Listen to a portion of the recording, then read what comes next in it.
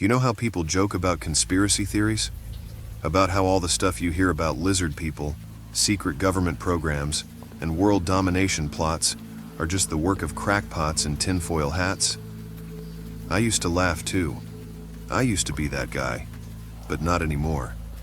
It started a couple of months ago when I was browsing some forums on the dark web. Yeah, I know, I shouldn't have been there, but sometimes you go places just to see what's out there. A sort of thrill-seeking adventure into the unknown, right? I wasn't looking for anything illegal, just a bit of the weird and obscure. But this was different. I stumbled upon a thread with the title, "The Real Truth They Don't Want You to Know." I've seen these types of posts a million times. Always some half-baked theory about alien invasions or secret societies running the world. But the responses were different. The people in the thread weren't just talking, they seemed genuinely scared. They kept mentioning a group called the Purveyors and how they controlled everything behind the scenes, pulling the strings of governments, corporations, even entire nations. According to them, the Purveyors weren't just an idea, they were real, and they were watching. I was intrigued. I didn't believe any of it, of course. I figured it was some elaborate role-playing game or a troll job. So, naturally, I clicked the link that led to their proof. That's when everything started. The link took me to a series of encrypted files that had to be downloaded individually. It was slow, and while I waited, I scrolled through the forum posts. People were sharing strange accounts, how their lives had been affected after they started digging into the Purveyors. Some claimed their friends had disappeared. Others said they were getting constant calls from unknown numbers. But there were also stories that didn't seem possible, about shadows following them in the streets, strange faces appearing in windows at night, their electronics acting on their own. When the files finished downloading, I hesitated. Something in me said, I shouldn't open them. I pushed the feeling aside though. Curiosity or stupidity got the better of me. The first file was a series of photographs. Old ones, grainy black and white shots, but not of landscapes or anything innocent. They were of people, dozens of them, all in formal wear, posing as if for some kind of official gathering. But it wasn't just any gathering. I zoomed in on the faces, the first person I recognized immediately. It was a photo of a world leader, one of the most influential people in history, looking much younger than I'd ever seen him. I zoomed out and looked at the others.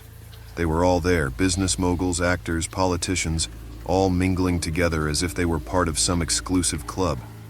There was something unsettling about it. They were all smiling, but their eyes were different. Dead, almost like they were being forced to smile. I went through more files, video clips, strange audio recordings of static-filled voices mentioning assets, collateral, and a lot of references to Operation Commencement. What the hell was all of this? I was starting to feel sick to my stomach. This was getting too real. That night, my laptop wouldn't turn off. I tried everything. Force shutdown, pulling the plug, nothing worked. I unplugged the Wi-Fi, thinking it might be some kind of virus, but the screen stayed lit, showing a black background and a single message.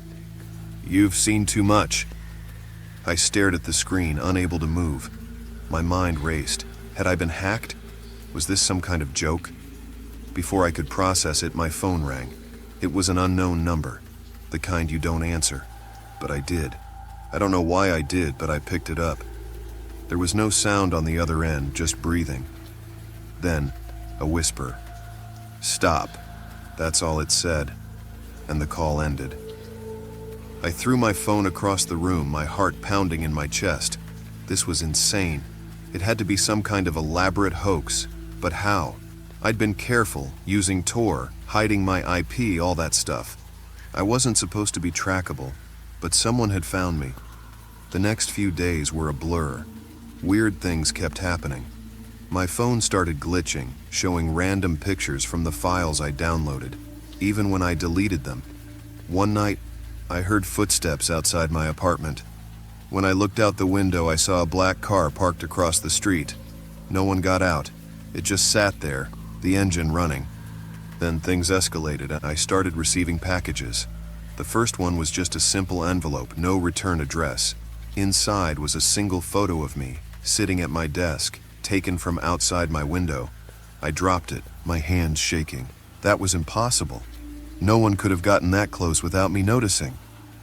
Then I started seeing them. People dressed in dark suits, sunglasses covering their eyes. They would be in the background watching me.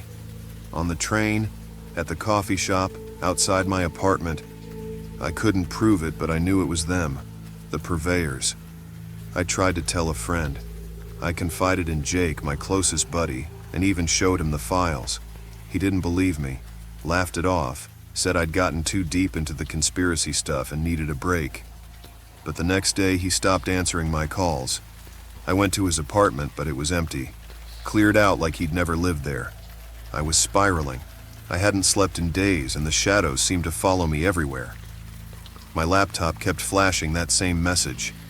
You've seen too much. I decided to destroy everything, my laptop, my phone, anything that had touched the dark web.